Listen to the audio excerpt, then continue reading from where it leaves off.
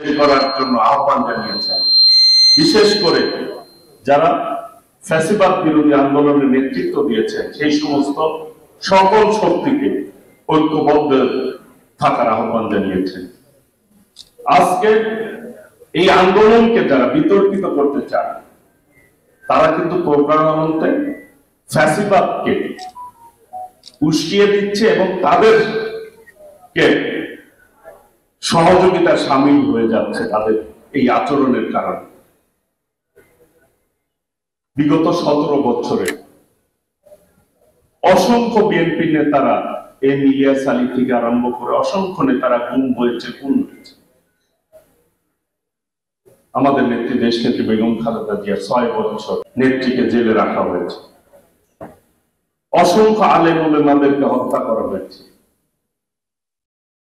আজকে এই আন্দোলনে বিএনপি একমাত্র সংগঠন, যে সংগঠনের 5 শতাধিক ছাত্র দল, যুব দল, স্বেচ্ছাসেবক দল, শ্রমিক দল নেতা কর্মীরা শহীদ হয়েছে। সেই আন্দোলনের 1 বছর আজকে প্রায়। এই 1 বছরে যদি আমরা দ্বিধা বিভক্ত হয়ে যাই তাহলে যারা শহীদ হলেন, যারা রক্ত দিলেন, তাদের রক্ত কিন্তু প্রশ্ন করবে এই জন্য কি আমরা শহীদ হয়েছি, এই জন্য কি রক্ত দিয়েছি। বাংলাদেশের মানুষ ফ্যাসিবাদের বিদায় হয়েছে, গণতন্ত্র সামনে আসবে, এটাই কিন্তু স্বাভাবিক। আজকে ছাত্র জনতা রক্ত দিল, তাহলে সেই জনতাকে, সেই জনগণকে আজকে কেন ভয় পাচ্ছে? নির্বাচন দিতে কেন ভয় পাচ্ছে? কেন নির্বাচন নিয়ে বিতর্ক তুলছে? এই দেশের মালিক হচ্ছে এই যে দেশের জনগণ। জনগণ নির্ধারণ করবে কে রাষ্ট্র পরিচালনা করবে। বিএনপি প্রথম থেকে একটি দাবি করে আসছে যে একটি নিরপেক্ষ নির্বাচন, সুষ্ঠু নির্বাচন, যার ভোট সে দিবে, যারা বিজয় অর্জন করবে তারা রাষ্ট্র পরিচালনা করবে। এই দেশের মালিক এই দেশের জনগণ।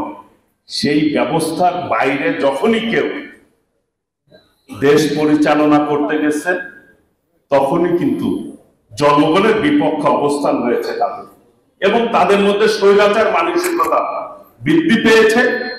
শেষ পর্যন্ত জনগণের আন্দোলনে তারা বিদায় নিতে বাধ্য হয়েছে। হোসেন মোহাম্মদ এরশাদ, সর্বশেষ খুনি শেখ হাসিনা, ফ্যাসিস্ট হাসিনা। কাজে এই গণতান্ত্রিক প্রক্রিয়া ধারাবাহিকভাবে চলমান থাকতে হবে। এই দেশটি আমাদের সকলে মিলেই গড়ে তুলতে হবে। কাজে আমি আহ্বান জানাবো দ্বিধাদ্বন্দ্ব এবং এই আন্দোলনকে নিয়ে কোনো বিতর্ক না করে সকলে মিলে ঐক্যবদ্ধভাবে আগামীর বাংলাদেশ গড়ে তুলতে হবে।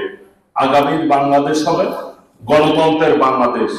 দেশনেত্রী বেগম খালেদা জিয়া, দেশনায়ক তারেক রহমানের নেতৃত্বে ইনশাআল্লাহ নির্বাচন হলে আল্লাহ রহমতে দেশনায়ক তারেক রহমান এই দেশের প্রধানমন্ত্রী দায়িত্ব গ্রহণ করবে আল্লাহ রহমতে। এই নির্বাচনে অনেকেই বলেন যে নির্বাচন হলেই একটি দল প্রতি আছে, বিএনপিরও জনগণের প্রতি আস্থা বিশ্বাস রয়েছে। কাজেই আগামী দিনে আমরা সন্ত্রাস মুক্ত, নৈরাজ্য মুক্ত, চাঁদাবাজ মুক্ত সমাজ চাই সকলে। গতকাল আমাদের ভারপ্রাপ্ত চেয়ারম্যান দেশনায়ক তারেক রহমান বলেছেন, যারা অন্যায়ের সাথে সম্পৃক্ত হবে, সামাজিক অপরাধের সাথে সম্পৃক্ত হবে, জনগণ দুর্ভোগ পায় এইরকম কাজের সাথে যারা সম্পৃক্ত হবে, যারা অন্যায়ের সাথে জড়িত থাকবেন, তাদের বিরুদ্ধে অবশ্যই ব্যবস্থা গ্রহণ করা হবে। ইতিপূর্বেও এই অপকর্ম যারা করেছে তারা কিন্তু দলে থাকতে পারেন না। কাজে আগামী দিনে আমরা জনগণের পাশে থাকব, যে কথাটি আমাদের ভারপ্রাপ্ত চেয়ারম্যান বলেন, জনগণের সাথে থাকুন, জনগণকে সঙ্গে রাখুন।